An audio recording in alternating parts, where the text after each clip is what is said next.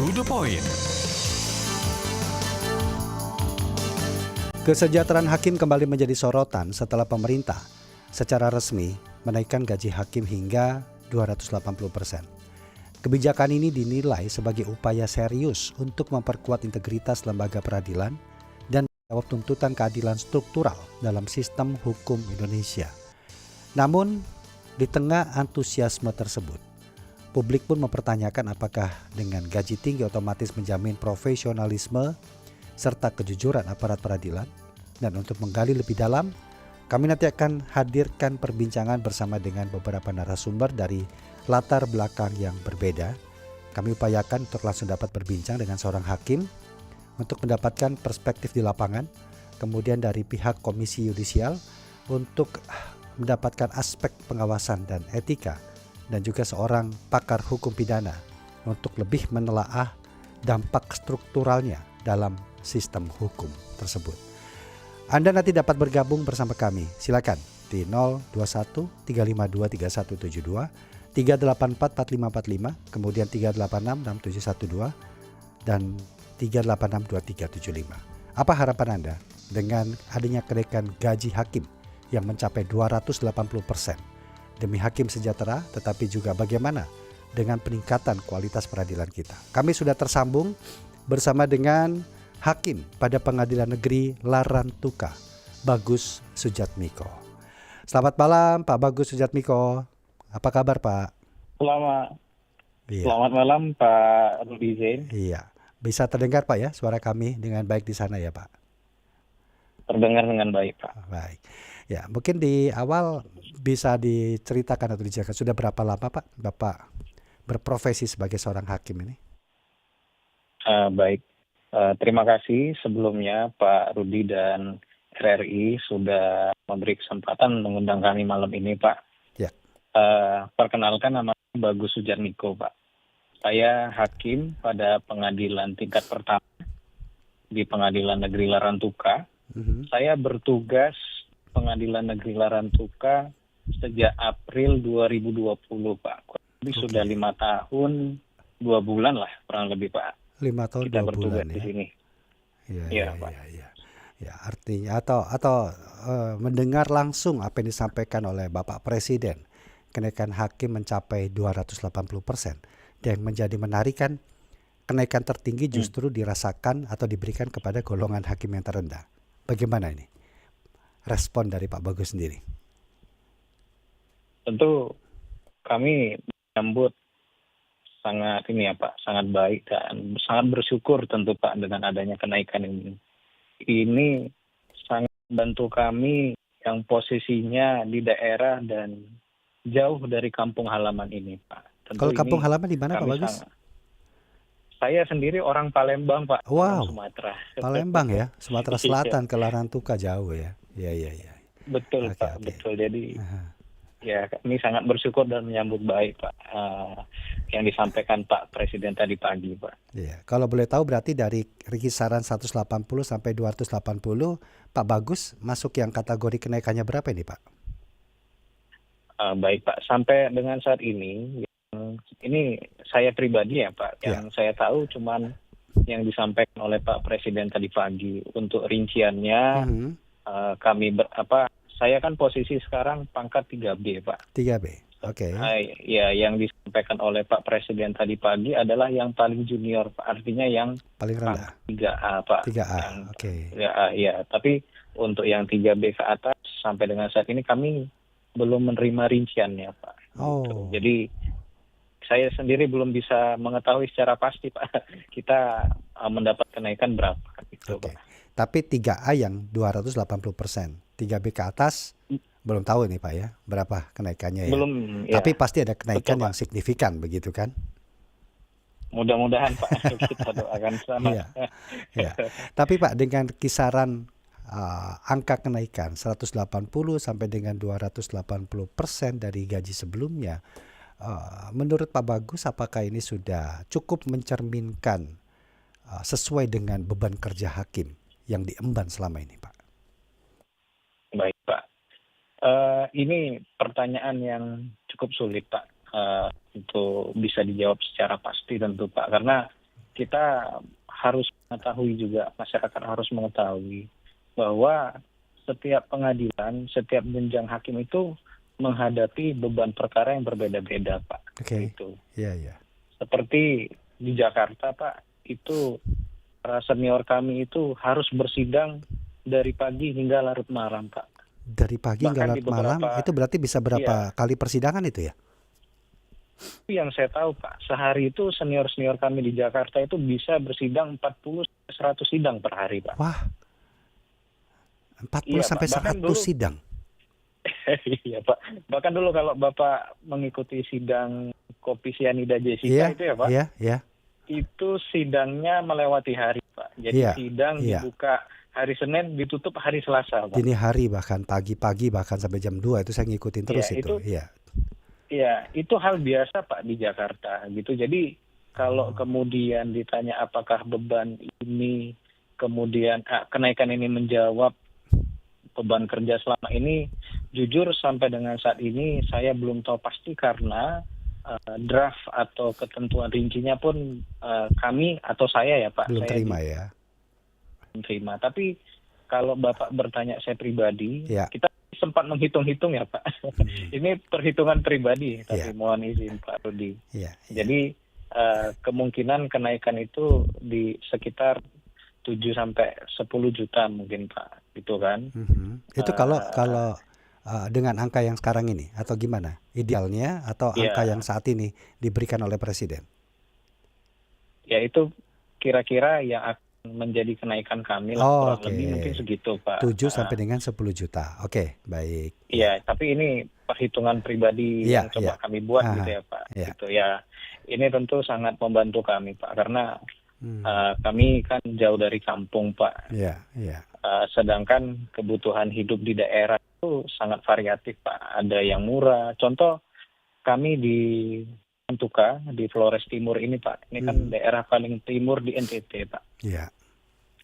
Itu memang harga bahan pangan itu ada beberapa yang murah, tapi juga banyak yang harganya tidak seperti di kota-kota di Jawa, Pak. Contoh, harga kalau kita bicara ayam, Pak, di Jawa mungkin hitungannya per kilo ya, Pak. Iya, iya. Kalau di Kalau sana di per sini ekor. itu kita per ekor. Nah, yang paling kecil itu Oh, aja hampir 50.000, Pak. wow. Gitu. Jadi memang kebutuhan sehari-hari itu Berbeda ya ya. cukup tinggi lah. Iya, Berbeda, iya. tidak bisa disamakan Iya. seperti di Jawa, Pak. Tapi kalau Pak Kemudian Bagus sendiri satu hari itu bisa menangani berapa kali persidangan, Pak? Rata-rata saja, Pak. ya, kalau kami di Larantuka itu, Pak, sehari kita 5 sampai 8 mungkin, Pak, 5 sampai sidangnya. 8 ya. Gitu. Itu ya. 5 sampai 8 gitu. Dan ini saya baru tahu nih kalau seorang hakim ternyata bisa menangani perkara sehari begitu banyaknya ya, apalagi di Jakarta tadi. Waduh, luar biasa. Iya, Baik, Pak. ya, ya. Ah, Nah, sebelum ada informasi kenaikan ini, Pak, yang tadi Bapak sampaikan, Pak Bagus ceritakan sedikit. Apa saja nih, Pak, tantangan dari para hakim kita atau tantangan terbesar dari para hakim kita kalau dilihat dari sisi finansialnya sebelum ada peningkatan? baik, Pak. Ini yang saya hadapi ya, Pak, Ya, sebagai hakim daerah. Pertama, tentu seperti yang kita sampaikan tadi, kebutuhan hari-hari, Pak, gitu ya. Jadi saat ini, dulu memang tahun 2012 itu pernah terjadi kenaikan gaji hakim, Pak. Saat itu kenaikan itu di angka sekitar 10-12, Pak, hakim itu dapat, gitu kan, oke. Pak. Ya, ya. Kemudian kan kita juga di bulan Oktober lalu memang sempat dinaikkan sekitar 3 juta oleh Presiden Jokowi. Ya. Sehingga per hari ini kami di daerah itu alhamdulillah memang gaji itu sekitar 15 sampai 17. Ini Pak, tergantung daerahnya, Pak. Karena hakim Oh, itu ada beberapa tempat yang mendapat tunjangan kemahalan, Pak. kemahalan Semakin ya. jauh Iya, tempatnya, semakin mahal maka pasti yang bersangkutan tunjangannya. akan mendapat tunjangan kemahalan, Pak, sekitar 1 jutaan gitu, Pak. Oke, Nah, baik. tentu kebutuhan hidup sehari-hari tidak semurah atau tidak terjangkau di Jawa tentunya, Pak. Nah, kemudian hal lain yang perlu juga dipertimbangkan oleh rekan-rekan hakim ini, ya kebutuhan pulang kampung, Pak, seperti yang sampai saya tadi gitu. Di Saya orang Palembang kan, ya Larantuka ke kita Palembang mahal itu, Pak. Saya tadi kalau misalnya kita cek Pak, biasanya saya hari ini belum cek. Kan katanya ada info diskon ya Diskon. tiket pesawat. Tapi Ya. kalau beberapa hari yang lalu saya cek satu orang itu sekitar 4.700.000 Pak. PP. Satu kali perjalanan Pak. Satu kali Saya anak perjalanan. saat ya Sementara kami satu keluarga, keluarga. anak istri dibawa ke Larantuka semua ini ya, Pak Bagus ya? Iya, karena kalau nggak dibawa makin berat Pak, karena Iya, dua iya, iya. dapur kan Pak. Iya, iya, iya. Nah, kalau dibawa tantangannya adalah tiket pulang kampung Pak, gitu. Jadi Oke. kami kalau pulang kampung ke Palembang itu butuh dana sampai 35 juta Pak. 35 juta untuk satu keluarga ya? Untuk satu keluarga gitu Pak. Itu ya dan kami ini posisinya bisa 1 hari Pak ditempuh untuk pulang ke Palembang. Kami harus menginap di satu kota, entah Iya. itu di Kupang atau di Surabaya gitu. Jadi saya untuk sampai Palembang itu harus naik pesawat 4 kali Pak Rudi. Oh, kok bisa Pak? Seperti saya naik angkot. Iya Pak. Jadi saya itu harus naik pesawat dari Larantuka, Ya. kemudian transit di Kupang, Aha, turun kemudian di Kupang, dari naik Kupang lagi, itu transit di Surabaya, ya, ganti pesawat lagi. baru Oh, ya baru dari Jakarta kita sampai di Palembang. oh Makanya ya 4 kali. walaupun kita naik pesawat, betul. Jadi walaupun kita naik pesawat harus ditempuh 2 hari Pak. Gitu. Iya, iya, iya. Kalau tempat tinggal sendiri di sana sudah rumah dinas atau justru menyewa sendiri nih Pak Bagus? Baik Pak. Ini juga menjadi tantangan tersendiri Pak. Ya. Rumah dinas memang kami disediakan Pak. Rumah dinas saya itu dibangun tahun 1982 Pak. Jadi kondisinya ya tidak sebaik itu gitu ya Pak. Oke. Butuh hal-hal yang kami perbaiki gitu Pak. Nah, memang ada anggaran perbaikan dari kantor Pak. Tapi ya kita mungkin publik ini ya bisa memahami juga bahwa memang tidak sebesar itu anggaran untuk merawat rumah dinas hakim Pak. Iya, iya. Gitu. Bahkan saya itu posisinya menempati rumah dinas hanya 2 tahun Pak. Oh, Kenapa?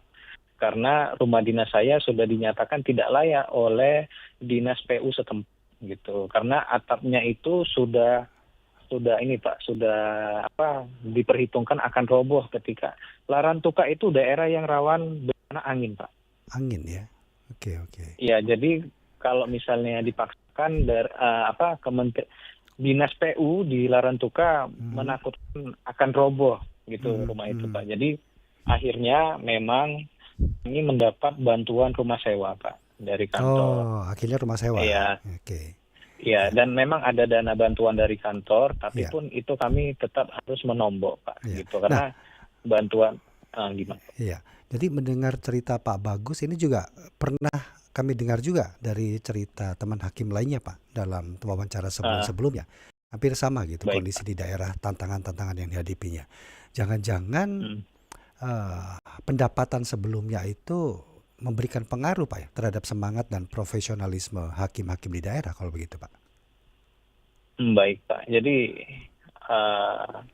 antara kesejahteraan Pak dengan kinerja hakim itu kita selalu Pak melihat itu memiliki hubungan gitu Pak. Iya.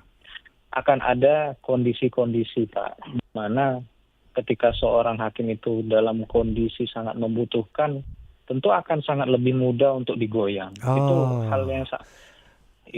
hal yang sangat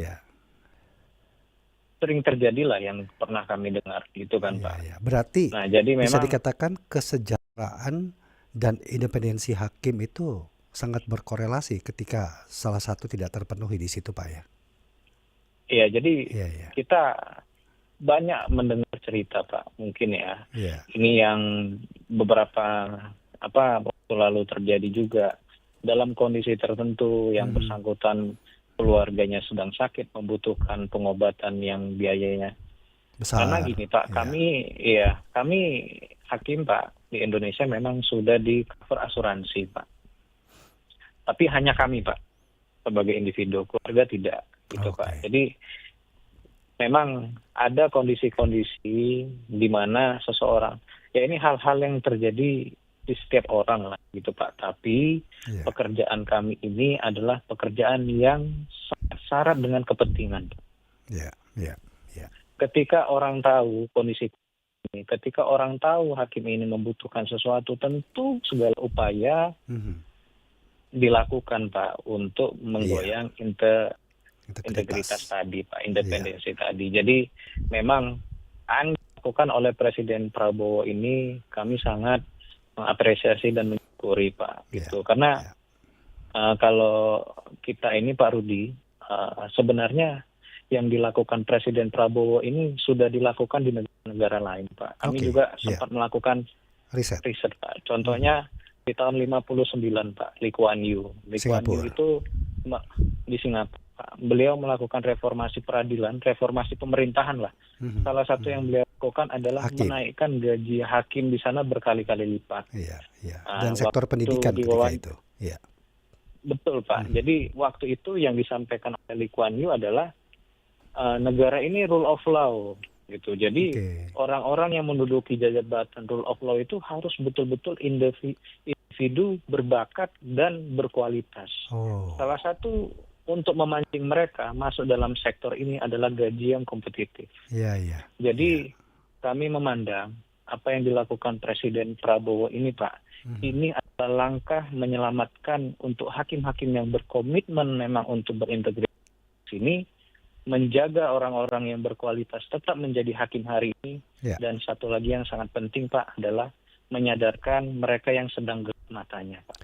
Artinya sangat realistis ya, ketika pendapatan mengalami peningkatan itu akan mengurangi godaan-godaan tadi, semakin kokoh untuk tidak goyang dengan godaan-godaan itu Pak Bagus ya.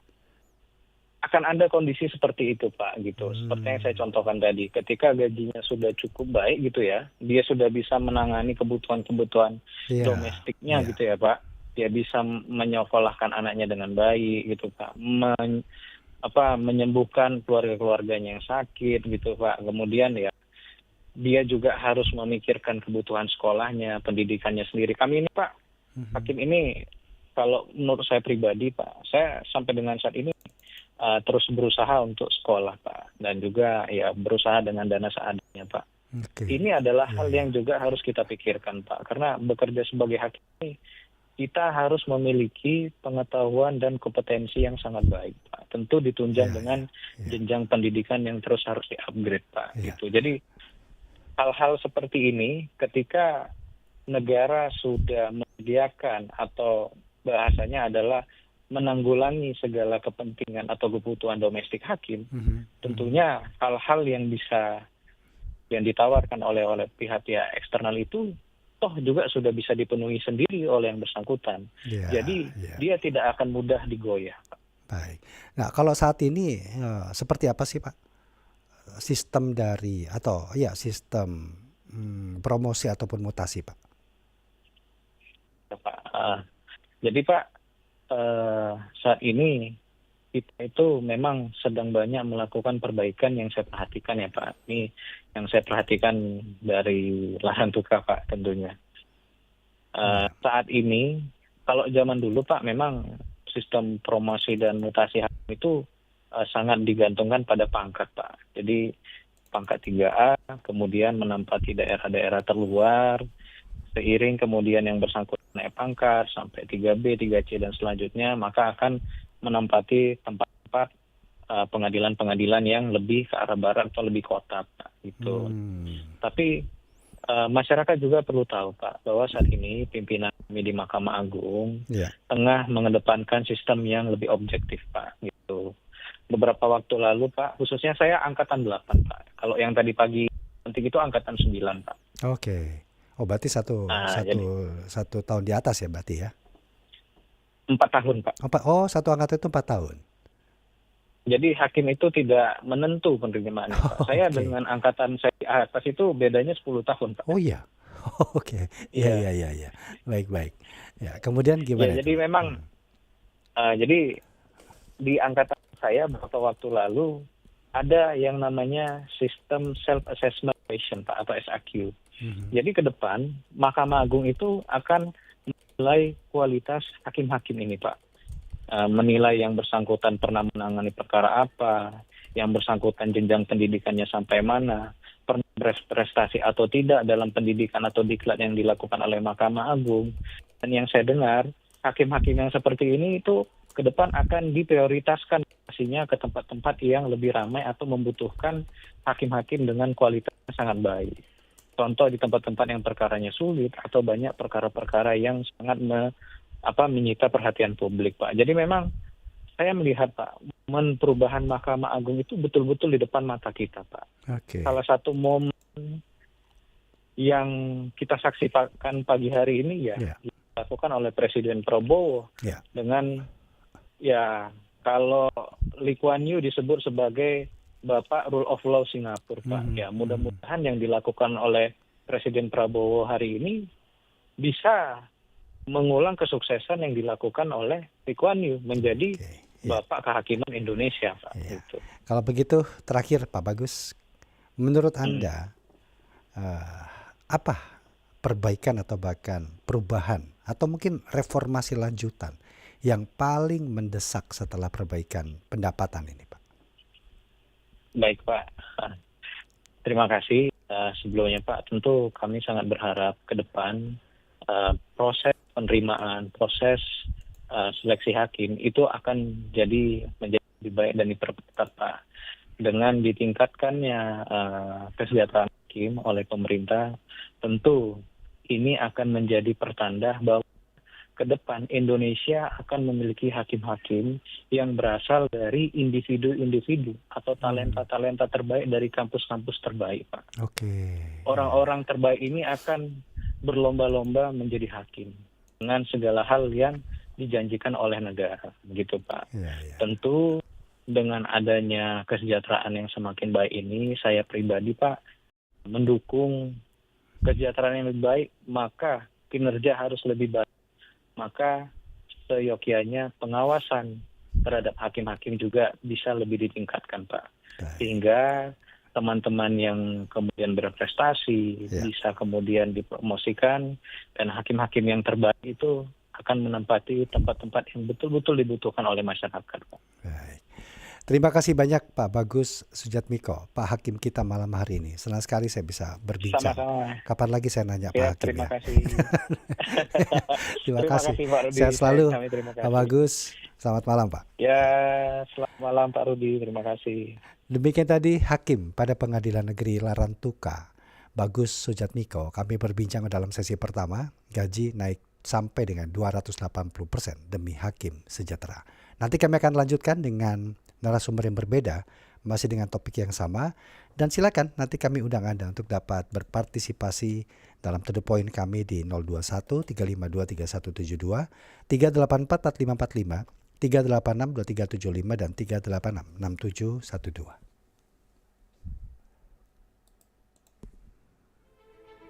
Memori